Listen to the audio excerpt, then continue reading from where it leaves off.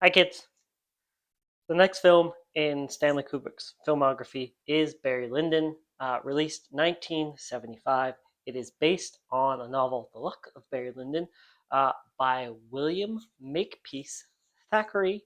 William Makepeace Thackeray. Thackeray is known for his satire. Um, they also sort of the way he doesn't preach morals. He just kind of lays it all out to you. Very similar, very perfect fit, actually, for what Kubrick does, especially, right? Kubrick just puts it out there. You can decide, you can make of it what you want. Doesn't tell you what to think. So, Kubrick again writes the screenplay all by himself again. This time, he doesn't have the option to offer the author to write a screenplay because Thackeray died in 1863. So I don't think he'd be able to write a good screenplay. Anyways, uh, prior to A Clockwork Orange and throughout the rest of his life, uh, Kubrick's big project was Napoleon biopic, 7 Years' War. Um, which never got made. I hear now that Spielberg has said that he's taking what Kubrick had and developing it into a miniseries or a series for HBO.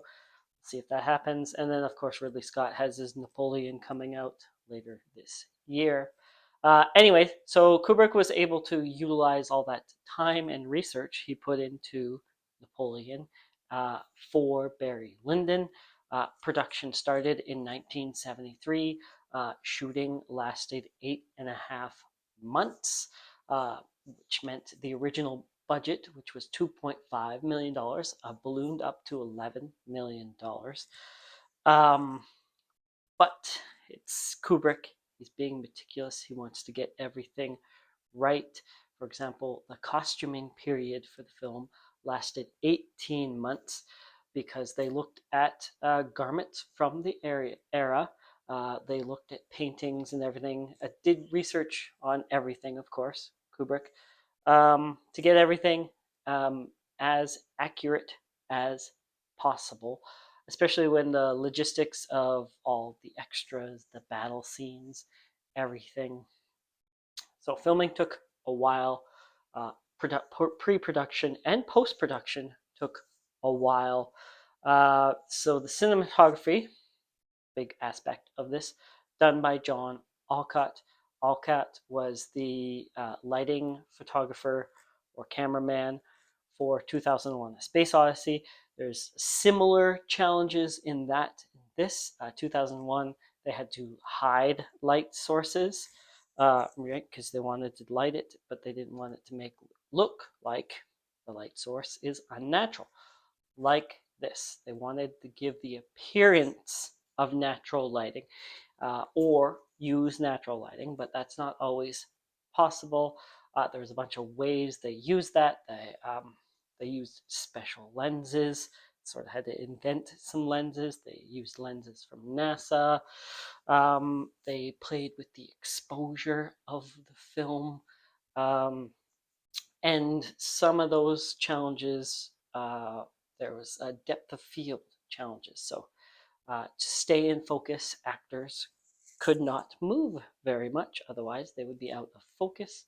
But that kind of adds to the sort of portrait um, look of some of those candlelit scenes. Everybody's very still, right? Living portraits. So yeah, post production was a year. Kubrick spent a year editing this thing, and he had final cut. He had say over it. Same thing he did with Clockwork Orange. Warner Brothers gave him that right. Warner Brothers did not pressure Kubrick whatsoever. Um, this is Stanley Kubrick, who had made 2001: A Space Odyssey, who had made Doctor Strangelove. They said, let the master work. It'll be right when he says it's right. There's no point in arguing, forcing it, and getting a lesser project.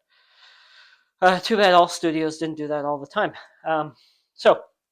$11 million budget it ballooned to. By the way, $11 million in today's numbers, opposed to 1975, works out to be about $62 million. So still bigger than the 2 million it was supposed to be, but still not huge. Right? Mutant Mayhem, Spider-Man Across the Spider-Verse, Oppenheimer, those are all films that just recently came out that cost more in relative terms than Barry Lyndon would have. So Kubrick might have overscheduled shooting um, and and editing and pre-production, but he knows how to keep a tight uh, budget in regards to everything that is controllable, not large crews, anything like that. Right? This an epic like this could have ballooned to much larger than it did, and then it makes $31 million at the box office out of $11 million budget. Not too bad. We'll take that. They'll also take the accolades. Nominated for 7 Academy Awards. Again, this run of films that Kubrick has allows him to keep doing things his way, producing his own stuff, um, because he's getting recognized not but just by critics, but also by the Academy. Audiences are coming out to see the films. They're making enough of a profit. What can you ask for? So yeah, nominated for 7 Academy Awards. It wins 4 of them. It wins for that cinematography. It wins for that costume design, it wins for that set design, and it wins for the score. And then it is also regarded as one of the greatest films of all time. When I did my greatest films of all time series, where I compiled from all the other lists, AFI's list, BFI's list, your list, um, Barry Lyndon ended up as number 37 on that list of greatest films of all time. So there you have it, almost at the end of Kubrick's filmography. Thank you for watching. Like, subscribe.